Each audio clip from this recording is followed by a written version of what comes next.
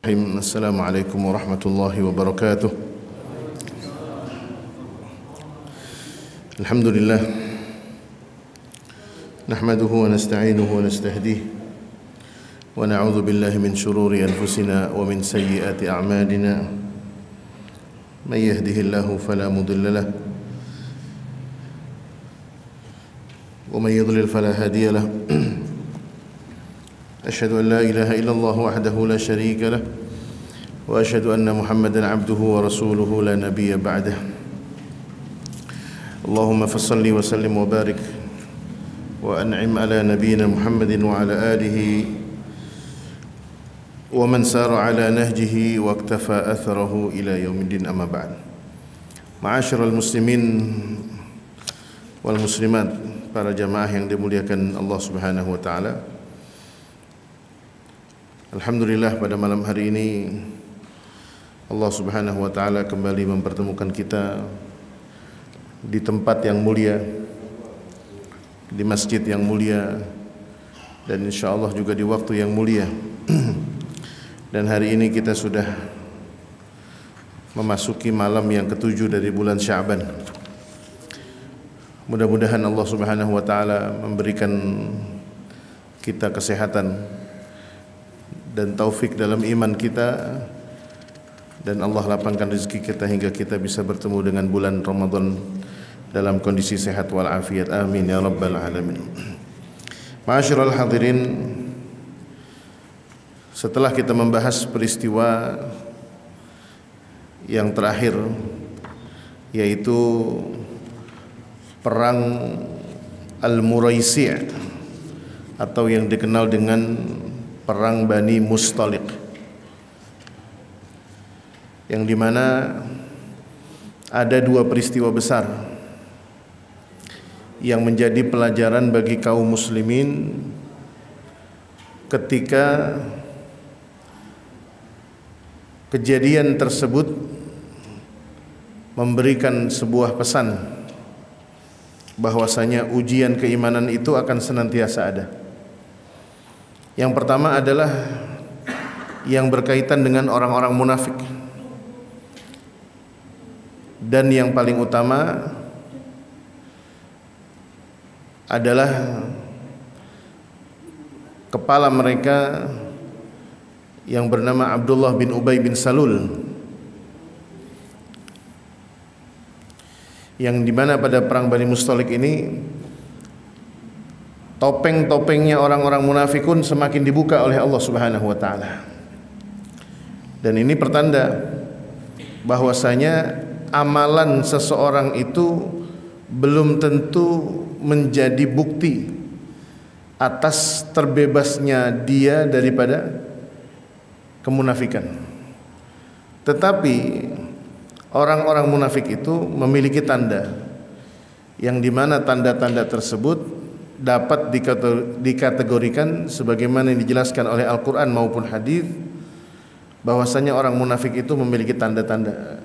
Ada tanda-tanda yang khafi, yang samar, yang alus, ada yang jali, ada yang benar-benar nyata.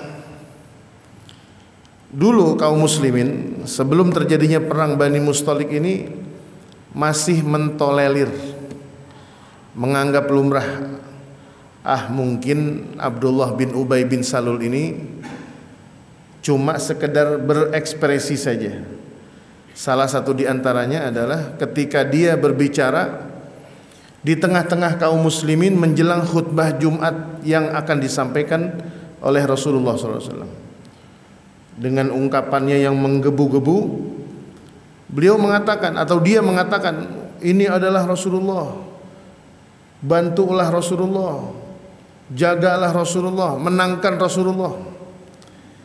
Di awal itu seakan-akan kita akan melihat orang-orang yang terlalu bersemangat dalam menggaungkan sesuatu ini, kalau bisa kita jangan terlalu euforia, bahasanya begitu. Jangan terlalu cepat. Kalau bahasa Jermannya itu ojo gumunan. Apa artinya, Pak?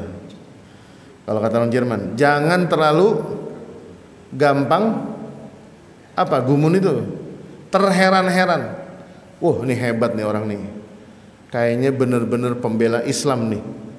Wah, ini kayaknya benar-benar cinta agama nih. Ini kayaknya benar-benar cinta Rasul nih. Nah, ini hati-hati nih. Kenapa? Karena hal tersebut juga pernah dilakukan oleh seorang Abdullah bin Ubay bin Salul, dan dia adalah Rasul munafiqin, biangnya orang-orang munafik. Yang kedua, kejadian yang pernah dan disampaikan pada pertemuan sebelumnya, beliau ini sering mencibir Rasulullah, ngebully.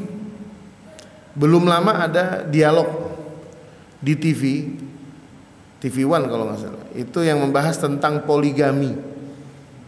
Ini sering dijadikan bahan bercandaan kan, apalagi di kalangan bapak-bapak nih, masalah poligami.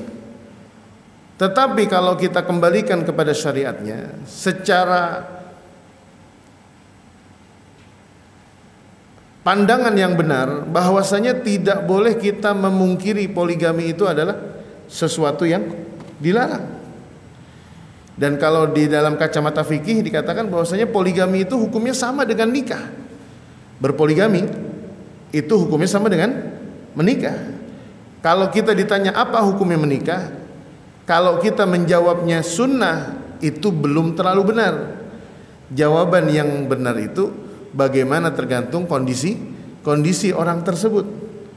Kalau orang tersebut sudah hampir jatuh ke dalam jurang perzinahan, maka menikah itu menjadi sebuah kewajiban. Tapi kalau belum, ya tidak mengkhawatirkan terhadap agamanya, dia nggak punya hubungan pacaran dengan seseorang yang dikhawatirkan terjebak perzinahan, secara finansial juga mampu, susah juga artinya apa? Tidak terlalu mendesak untuk menikah, maka kembali hukumnya menjadi mubah. Ada yang sunnah, umur sudah mapan, penghasilan sudah ada, secara biologi sudah matang, dan mungkin kira-kira sudah mampu menjadi seorang suami, maka menjadi sunnah. Ada juga hukumannya makruh, menikah hukumnya makruh. Contoh, kalau dia menikah belum ada penghasilan, masih hidup bareng orang tua, ini pertimbangannya bisa jadi makruh. Tapi ada juga menikah hukumnya haram kalau seandainya dari pernikahannya tersebut justru malah menyebabkan madorot yang lebih besar. Contoh, anak SMA udah berani bermain api asmara, ditanya siap nikah enggak, ya udah kalau nggak berani nikah jangan pacaran. Kan ini. Nah, ini sama hukumnya dengan poligami. Di TV One itu beberapa waktu yang lalu ada dialog bagaimana menyikapi tentang ASN yang melakukan poligami secara diam. Akhirnya ngerembet pembahasannya kepada bahwasanya poligami itu menurut sang tamu itu tuh, apa sih namanya, narasumber, seorang perempuan itu yang mengaku Islam tapi tak berjilbab, itu mengatakan bahwasanya poligami itu adalah praktek eksploitasi seksual bagi wanita. Wah, habis-habisan nih. Sambil mengatakan bahwasanya poligami itu tidak sejalan dengan pri kemanusiaan. Kira-kira pandangannya benar nggak? Tidak benar. Oleh karenanya berpandanganlah dengan pandangan Al-Quran, dengan pandangan Al-Quran dan hadis dan para ulama. Poligami ini yang sering membuat tercorengnya poligami itu disebabkan karena dalam prakteknya itu tidak sesuai anjuran agama. Poligami diem-diem, poligami yang tidak sehat. Istrinya sehat, istrinya baik, istrinya seorang muslimah yang multazimah, taat pada suaminya, ada keturunannya, malah nyari jalan lain, bahkan pakai cara selingkuh. Ini kira-kira boleh nggak nih? Boleh nggak? Tidak boleh. Artinya mencibir urusan agama ini bisa jadi tanda kemunafikan. Contoh, dulu ada seorang munafikun, mereka menertawakan Rasulullah dan para sahabatnya. Ada seorang sahabat gemuk Pak, Bapak jangan lihat saya terlalu dalam nih Pak, ngomong gemuk kayak ustadz ini. Dulu ada seorang sahabat badannya gemuk dan beliau adalah seorang penghafal Al-Quran. Di saat ketemu, orang-orang munafik ini nepok-nepok perutnya sahabat ini. Perut sahabat ditepuk-tepuk. Dibilang apa? Wah, ente kenyang banget nih hidup sama Rasulullah, bisa jadi gemuk. Akhirnya meningkat dari mulai mengejek sahabat, pindah mengejek Rasulullah Shallallahu Alaihi Wasallam dan para penghafal Al-Quran. Turunlah ayat yang berbunyi, Qul abillahi wa ayatihi wa rasulihi kuntum tastahzi'un. Ditegur oleh Al-Quran, Qul abillahi wa ayatihi wa rasulihi kuntum tastahzi'un. Apakah kalian menghina Allah dan ayat-ayat Allah dan Rasulnya Allah? La ta'tadiru, jangan minta maaf. Qad kafartum ba'da imanikum. Artinya apa, Pak? Ketika kita merendahkan simbol agama, itu bisa jadi adalah garis-garis kemunafikan yang harus kita hindari. Mohon maaf, contoh, tidak nyaman dengan suara azan, terganggu ketika azan dikumandangkan pada waktunya, terganggu dengan syariat, bisa jadi ini tanda kemunafikan. Apalagi kalau ini terjadi di tengah-tengah masyarakat muslim. Ya kalau azan sekarang di New York, Los Angeles, di mana lagi, London aja sudah terdengar bebas lah, masa kok di Sleepy ada yang protes? Nah, berarti ini ada tanda-tanda nih. Nah, tapi kalau hal lain, misalnya kadang sebagian masjid suka menggunakan mic bukan pada waktunya, yang dibaca bukan azan, yang diucapkan bukan azan, bukan Al-Quran, mungkin qasidah atau apa, yang membuat tetangga masjid terganggu, itu masih dalam kategori dipahami atau ditolerir. Tapi kalau yang enggak seperti itu, wah ini bahaya juga. Abdullah bin Ubay bin Salul pernah merasa terganggu dengan debu yang ditimbulkan oleh kudanya Rasulullah Shallallahu Alaihi Wasallam sambil menutup mukanya dan menyuruh orang-orang yang ada di sekitarnya dengan mengatakan, tutup mukanya tutup, jangan sampai debunya ini orang mengganggu kita. Nah, di situ para ulama mengkategorikan bahwasanya ini adalah bagian daripada kemunafikan.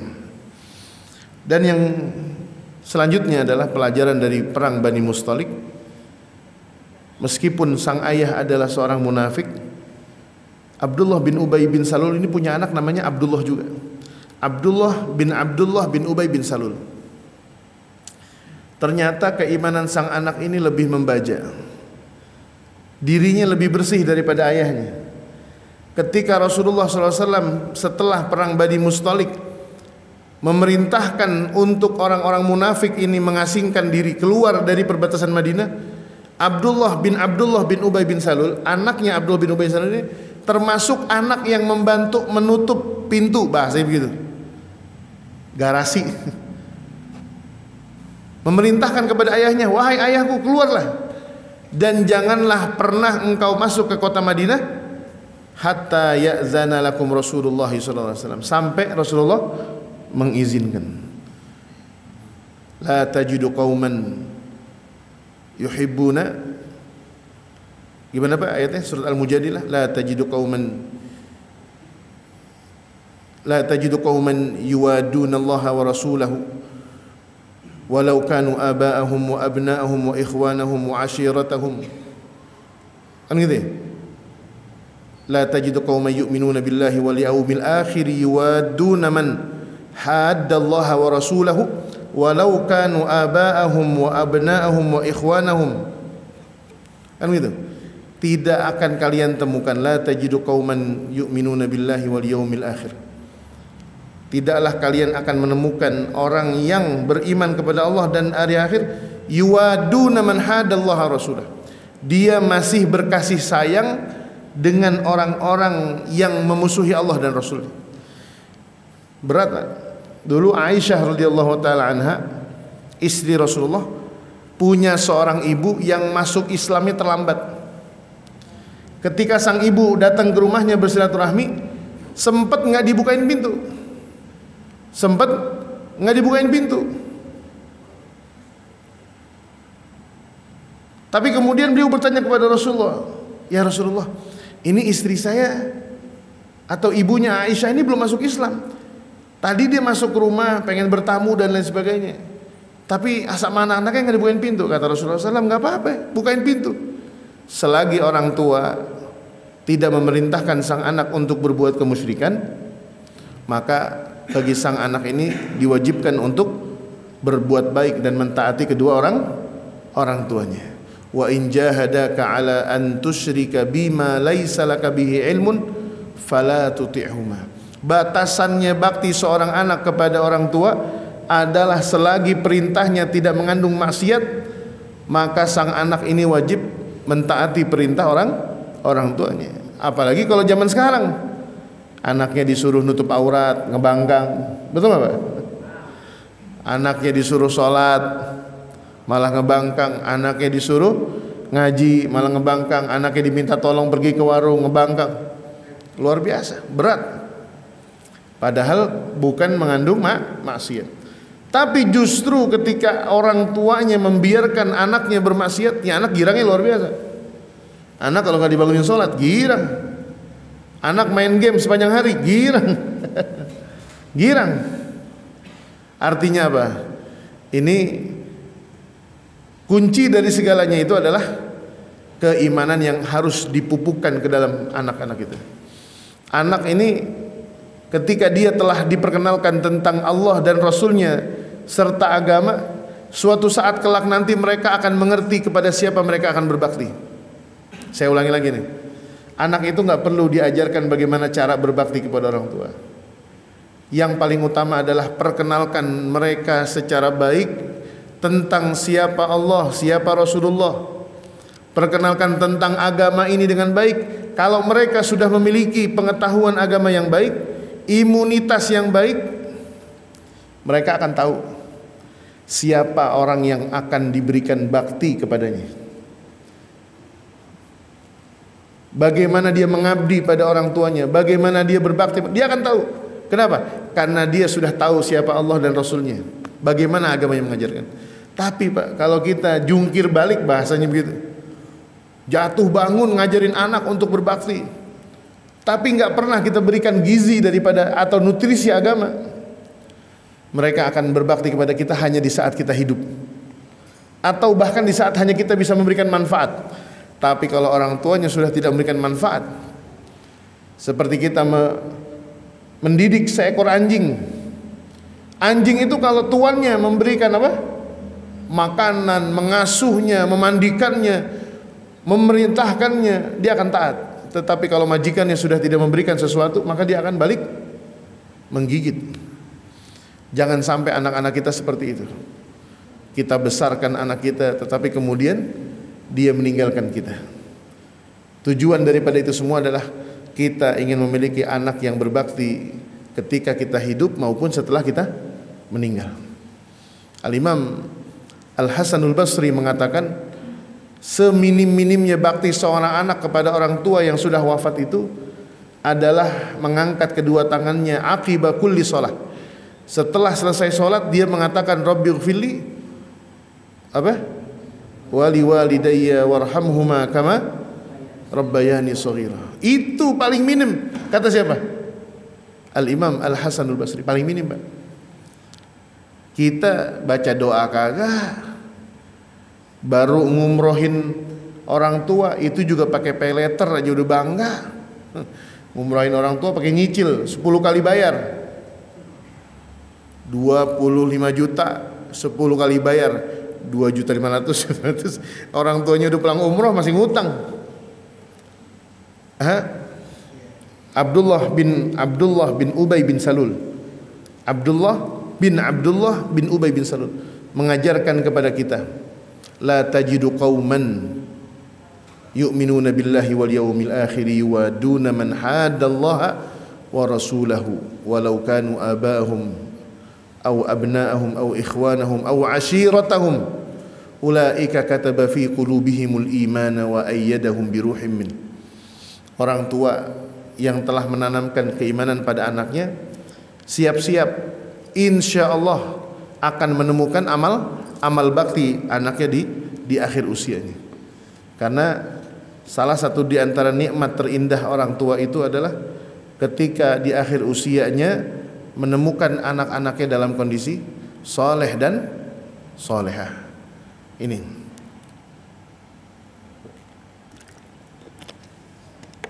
selanjutnya, yang kedua, yang terakhir adalah peristiwa hadithul ifk. Saya tidak akan mengulang lagi kisah ini, tetapi pelajaran yang juga sama besarnya adalah ketika peristiwa hadithul ifki ini menyeret beberapa nama besar, yang dimana nama-nama besar ini memiliki hubungan yang erat dengan Rasulullah dan para sahabat yang senior. Ketika hadis ifki yang mengandung kebohongan, ketika seorang Aisyah radhiyallahu taala anha ketinggalan rombongan, kemudian dibantu oleh seorang laki-laki dari kalangan sahabat, dan kemudian bertemu dengan rombongan para sahabat yang sudah lebih dulu. Disitulah orang-orang munafik memanfaatkan kondisi, menyebar berita dusta. Lihat itu, Bang. Jadi kalau zaman sekarang kita melihat ada orang yang menghinakan ulama dari golongan orang-orang munafik, jangan heran. Kenapa? Karena bagi dia jangankan ulama, agama saja harganya murah. Saya ulangi lagi nih. Kalau zaman sekarang ada orang yang menghina-hina ulama, siapapun ulamanya, mau dibilang dari ulama Muhammadiyah, dari NU, dari golongan yang lain, dari gerakan yang lain. Tapi kalau ada orang yang sudah mulai mencaci maki para pendakwah, penyeru kebaikan dalam agama ini, apapun latar belakangnya, siap-siap. Karena bagi mereka itu adalah perkara yang sangat mudah. Jangankan ustadz, jangankan ulama, agama saja harganya lebih rendah daripada ulama. Jadi sangat biasa. Oleh karenanya hati-hati dengan seruan-seruan seperti ini. Kita juga patut khawatir, kita patut prihatin dengan kasus-kasus yang terjadi akhir-akhir ini.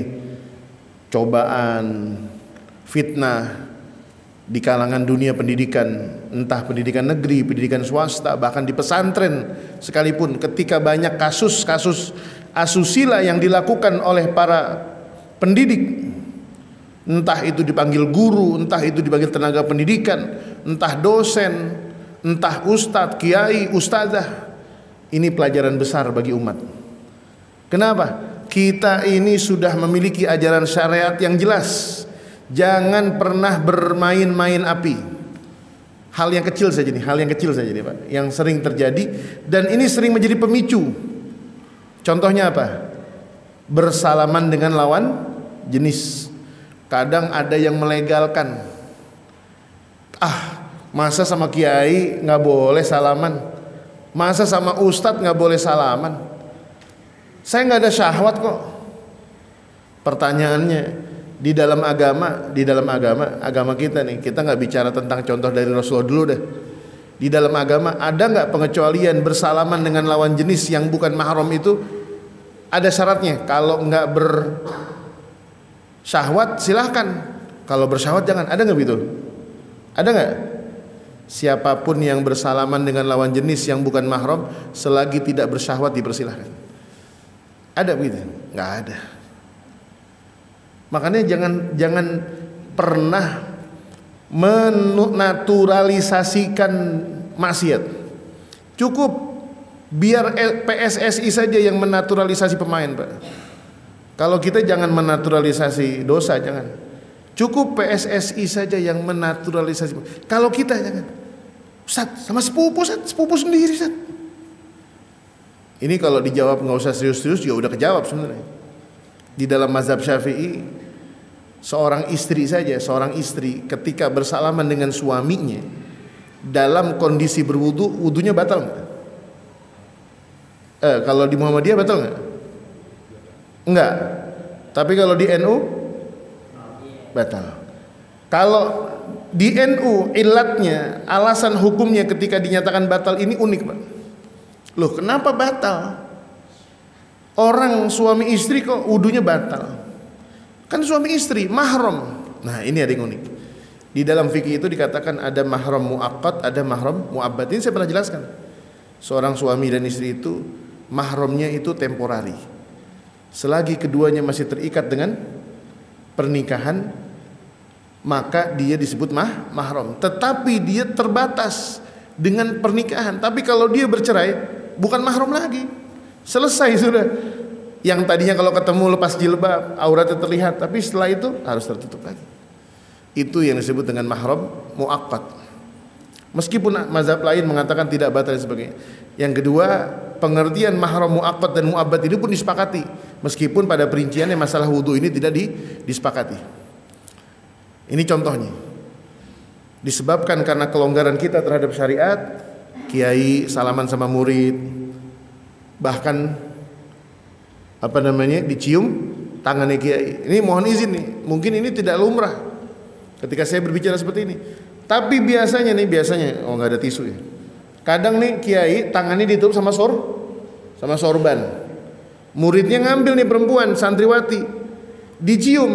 Pertanyaan saya, itu dicium kesentuh nggak sama hidung? Lah terus ngapain ditutup pakai sorban?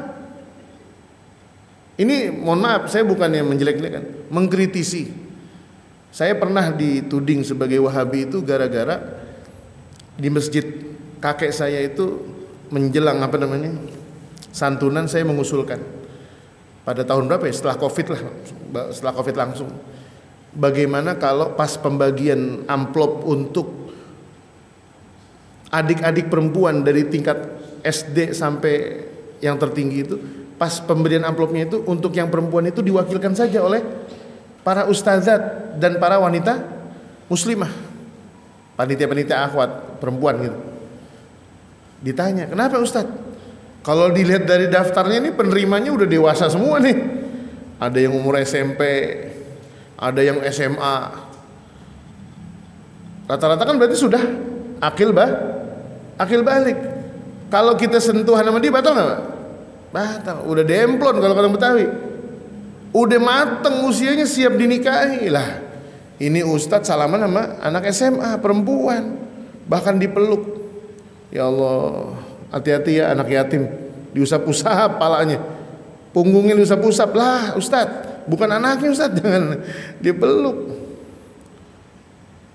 Berterima kasih kepada para guru, para pendakwah, para ustazat, para asatidzah yang masih berpegang teguh dengan prinsip agama, dengan teguh menolak bersalaman dengan lawan jenis di pesantrennya, dilarang. Kenapa? Karena ini adalah akar-akar atau benih-benih persoalan dari yang kecil. Ketika dibiarkan, ini seperti peristiwa hadithul ifki. Bagaimana mereka melihat berita ini, kata Allah Subhanahu wa taala, tahsabunahu hayyinan fahuwa indallahi azim. Kita nganggapnya ringan, tapi di mata Allah bukan ringan itu. Kenapa? Karena yang diobok-obok harga dirinya ini bukan cuma Aisyah, tetapi harga dirinya Rasulullah SAW. Menuduh seorang Aisyah, istri Rasulullah, melakukan sebuah tindakan asusila, ini berat. Berzina berat. Bahkan sampai Rasulullah ini hatinya tidak nyaman. Nah, ini pelajaran dari perang Bani Mustalik. Mudah-mudahan menjadi pelajaran yang terbaik bagi kita ketika menemukan kisah pelajaran dari perang Bani Mustalik. Kemudian selanjutnya ada 4 peristiwa yang dimana para ulama mengatakan 4 peristiwa ini terjadi setelah perang Bani Mustalik dan dikatakan sebagai penguat setelah kalahnya Bani Mustalik, dan kemudian Rasulullah SAW mengutus beberapa sahabat-sahabat besar senior untuk mendatangi beberapa kabilah yang masih memiliki percikan-percikan api permusuhan. Yang pertama, ada sebuah sariyah yang disebut dengan Sariyah Abdurrahman bin Auf. Rasulullah SAW mengutus Abdurrahman bin Auf ke perkampungan Bani Kalb, ke perkampungan Bani suku Kalb. Di tempatnya adalah Bidaumatil Jandal. Ada sebuah kota namanya Daumatul Jandal. Daumatul Jandal itu kalau sekarang itu mungkin bagian dari ibu kota Riyadh. Cukup jauh nih Pak. Dari Madinah itu hampir sekitar mungkin 1000 lebih ya, Ustaz ya? Ada 1000 Madinah Riyadh 1000 kilo ada lebih ya. Daumatul Jandal sekarang masih ada, sekarang penamaannya ada, Daumatul Jandal itu masih ada. Peristiwa ini terjadi di bulan Sya'ban tahun ke-6 ke Hijriah. Tahun ke-6 Hijriah, Rasulullah SAW mengutus Abdurrahman bin Auf menuju Bani Kalb. Rasulullah SAW yang mengangkatnya langsung, menunjuknya langsung, dan menggunakan imamah dari Rasulullah. Abdurrahman bin Auf dipanggil, digunakan imamah. Bicara soal imamah, ini adalah perkara sunnah Pak. Adapun peci, ini para ulama membahas nih. Kalau peci apa? Sunnah nggak peci? Sebenarnya yang sunnah itu bukan pecinya, tetapi adalah ghita'ur ras, menutup kepala. Ini kalau di kalangan ulama Pak, dari kalangan salafus soleh, bahkan kalangan muhadditsin, para muhaddits, ahli hadis, tutup kepala ini yang menutup kepala di atas kepala kita, mau warnanya putih, mau warnanya hitam, mau cuma sekedar sorban doang, yang penting jangan kebuka nih kepala. Itu disebut dengan muru'ah, sebagian dari marwahnya seorang ulama. Dulu saya ketika masih mondok itu melihat videonya Kiai Haji Arifin Ilham berkuda, bahkan bermain bola menggunakan peci. Saya rada-rada nggak enak ngelihatnya. Ini yang bener aja nih Kiai, masa main bola nggak lepas peci gitu. Ternyata pas kita lihat di dalam naskah-naskah literasi ilmu hadis mengatakan bahwasanya di antara muru'ah, marwahnya seorang ulama adalah kalau bisa jangan lepas peci. Bahasanya ghita'ur ras. Entah itu bentuknya peci warna hitam, macam-macam kan sekarang. Ada topi yang dimodifikasi jadi kayak peci, macam-macam. Ada peci yang model Palembang, ada emoji, terserah. Al-muhim, penampilan itu memang terkadang penting bagi seorang muslim untuk menjaga akhlaknya. Nah, beliau dipakaikan imamah. Wa ammamahu biyadihi, dan Rasulullah menggunakan imamah. Dulu saya pernah bertanya kepada guru saya, beliau namanya adalah Syekh Muwaffaq Abdul Qadir Al-Iraqi. Muwaffaq bin Abdul Qadir Al-Iraqi, guru hadis saya. Ketika saya masih belajar di Mekah, saya tanya, Syekh, imamah yang paling dekat, imamah yang paling mirip dengan imamahnya di masa Rasulullah itu imamahnya mana? Ini kan macam-macam nih Pak, imamah Pak. Bapak ngelihat imamahnya orang Yaman lain, ngelihat imamahnya orang Emirat lain, orang Yordan, Palestina, Saudi. Justru jawaban beliau, pemakaian imamah yang sedikit memiliki kemiripan, hampir dekat dengan mirip imamahnya Rasulullah, adalah imamahnya orang Afghanistan. Kaget saya. Wah, yang benar saya. Itu imamah mirip dengan imamahnya Rasul. Dan itu memang di kalangan ahli ilmu ada pembahasannya, termasuk diantaranya penggunaan imamah. Bahwasanya disunnahkan bagi orang yang berusia 40 tahun itu sudah harus membiasakan untuk menggunakan imamah, minimal peci. Al-Imam Asy-Syafi'i setelah masuk usia 40 tahun ke atas itu tidak meninggalkan dua hal. Yang pertama tidak meninggalkan imamah, yang kedua tongkat. Ditanya oleh sahabat-sahabatnya, oleh sahabat Imam Syafi'i, wahai Imam, Kami nggak pernah melihat Anda menggunakan imamah sesering ini dan membawa tongkat. Padahal nggak pergi kemana-mana, ngajar doang bawa tongkat. Sini bawa tongkat. Imam Syafi'i menjawab mengatakan apa? Karena kalau orang sudah masuk usia 40 tahun itu, iqtaraba waqtur rahil.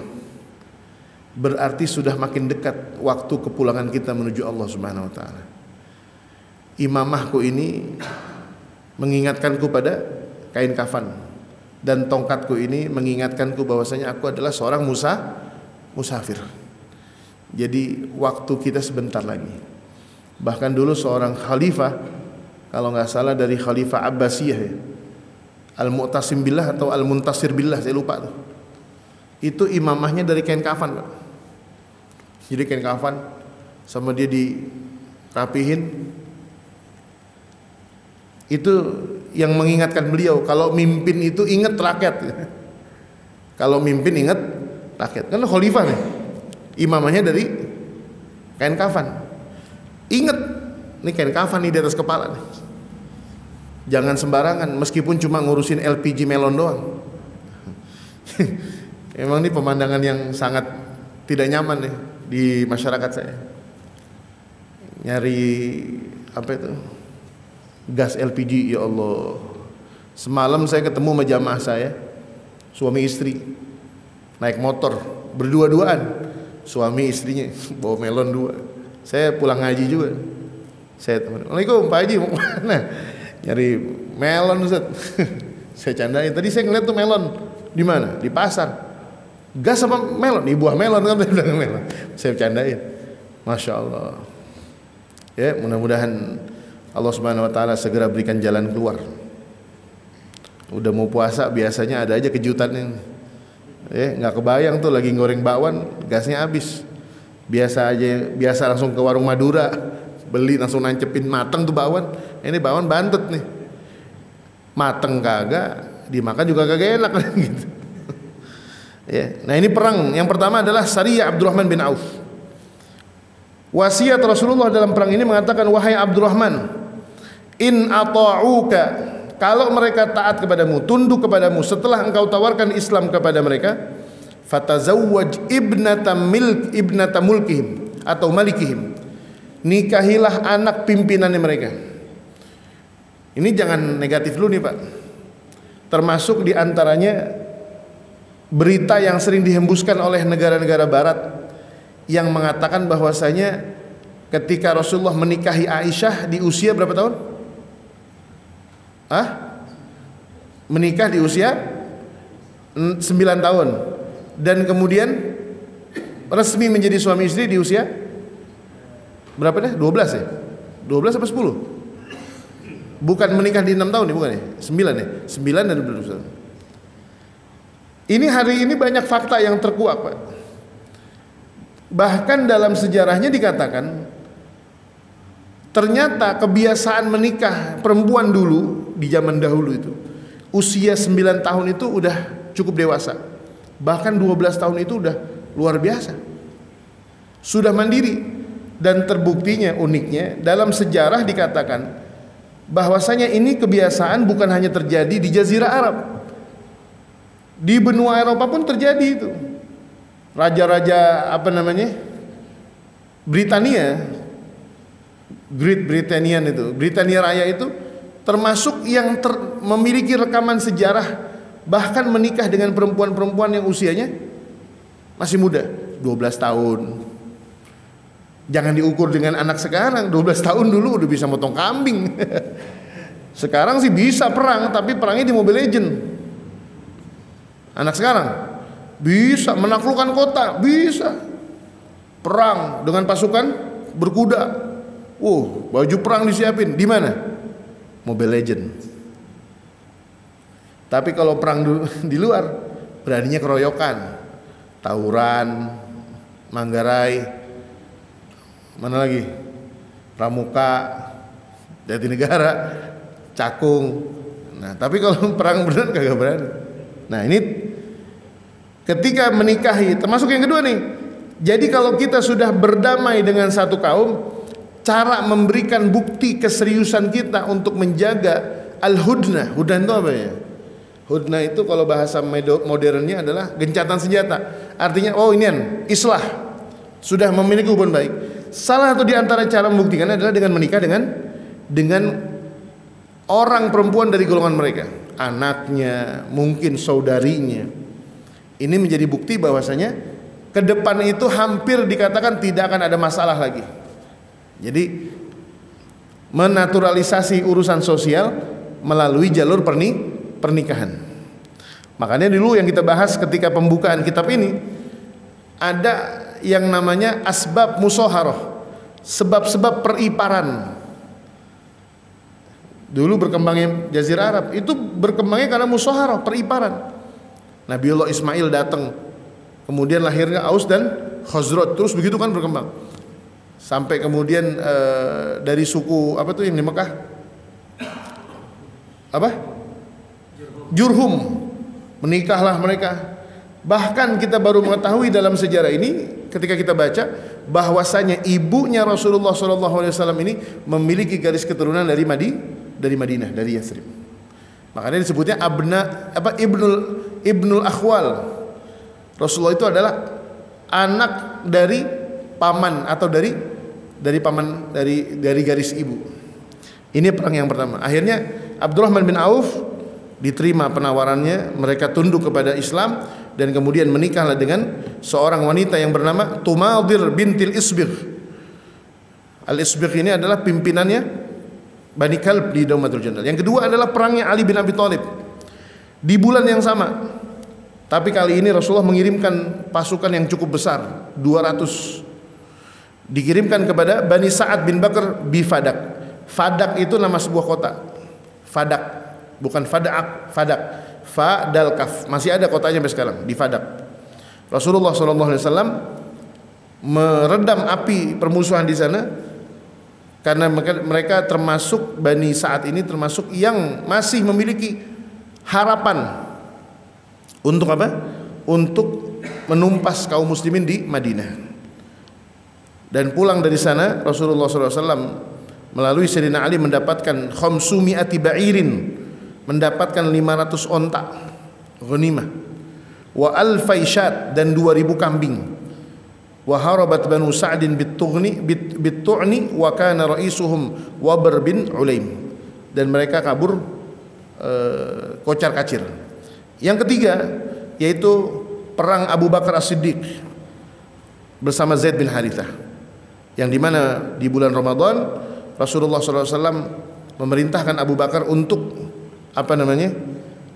menargetkan Abu Sufyan, yang dimana Abu Sufyan ini pernah mengutus seseorang untuk membunuh Rasulullah SAW tapi tidak mampu, dan ini upaya untuk membalas itu tetapi tidak berhasil.